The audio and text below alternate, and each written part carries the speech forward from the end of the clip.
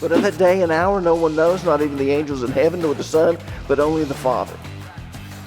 How many of you here that bothers you? And the reason this has bothered a lot of Christians is because it seems to undermine Jesus' omniscience. After all, if Jesus is very God of very God, as the Nicene Creed states, then Jesus would be omniscient. But of that day and hour no one knows, not even the angels in heaven nor the Son, but only the Father. Very interesting. For as it was in the days of Noah, see that word as? This is an analogy. For as it was in the days of Noah, so it will be at the coming of the Son of Man. Now again, as I told you, that phrase, the coming of the Son of Man, can be used two ways. It can be used to describe the rapture because the Son is coming for his bride. Or it can be used for the second coming to this earth after the 7-year tribulation because the Son of Man is coming to the earth. But in both instances, the Son of Man is coming. It's up to you to know what the context tells you, to know which one it's talking about. In this case, it's talking about the rapture. For as it was in the days of Noah, this is going to be an analogy. So it's going to be at the rapture.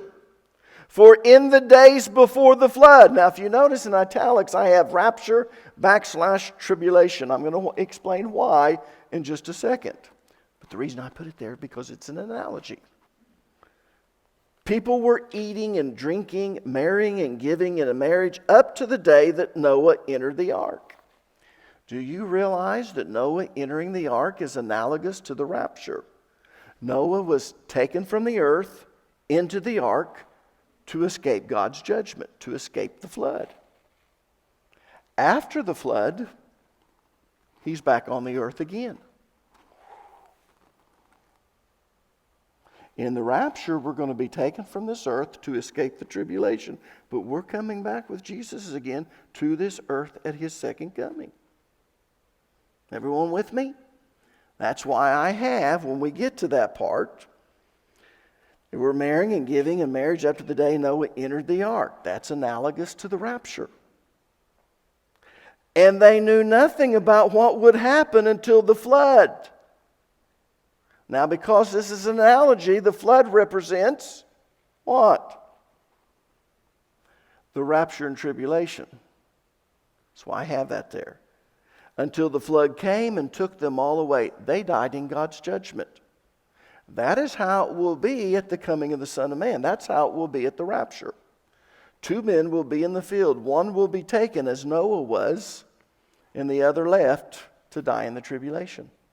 2 women will be grinding with the handmill. One will be taken as Noah was, taken in the ark, saved from the coming judgment of God, and the other left.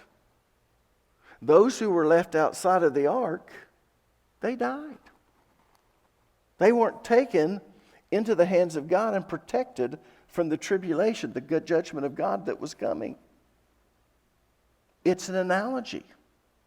He wants you to see that analogy. It's very clear, and I hate to say this. Again, even I hate to give you the impression you can't understand without reading Greek. But it's really easy to understand when you translate this from the original Greek. Then he says this, 2 women will be grinding with a handmill. One will be taken as Noah was, and the other left. Therefore keep watch, because you do not know on what day your Lord will come. Now, I want you to notice that Jesus pointed out 4 things concerning the rapture. So that's the 4 things we're going to look at this morning. The first thing he pointed out was this. No one knows when the rapture will occur except God. Not even Jesus. Look back at verse 36. But of that day and hour no one knows, not even the angels in heaven nor the Son, but only the Father. How many of you here that bothers you? That doesn't bother you? It bothers me big time. And the reason this has bothered a lot of Christians is because it seems to undermine Jesus' omniscience. After all, if Jesus is very God of very God, as the Nicene Creed states, then Jesus would be omniscient. But if Jesus doesn't know when the rapture will take place, then he can't be omniscient. What does omniscient mean?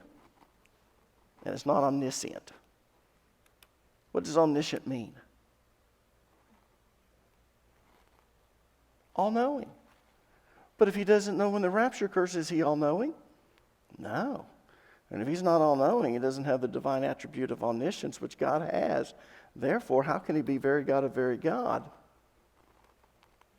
As the Nicene Creed states. So this has bothered a lot of people. I have to be honest, years ago, this has really bothered me.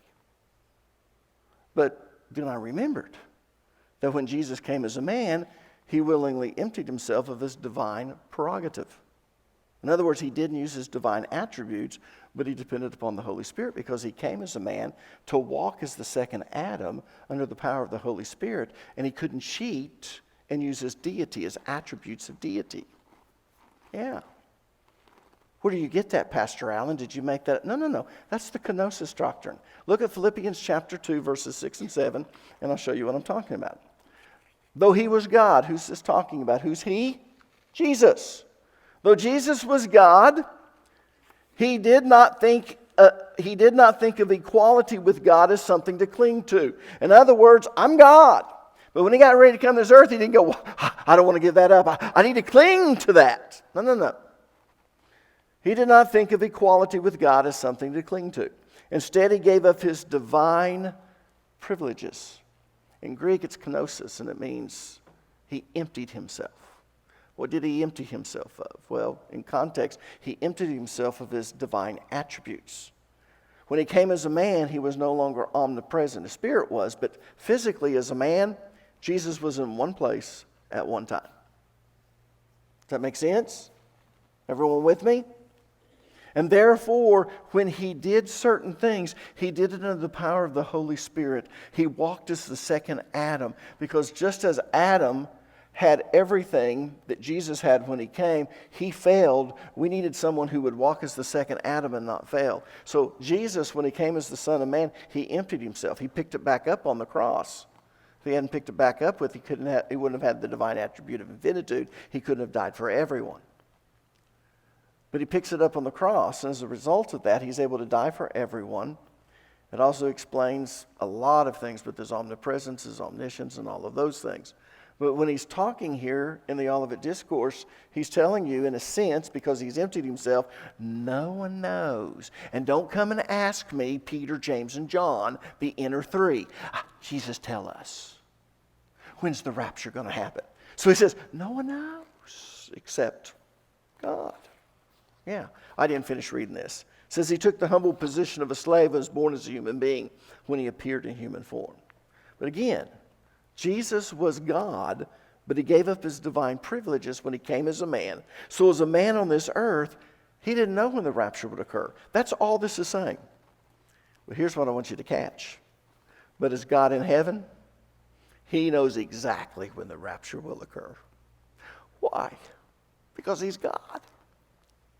But he was telling the disciples when he was here on this earth, he said, I'm not going to plug into that.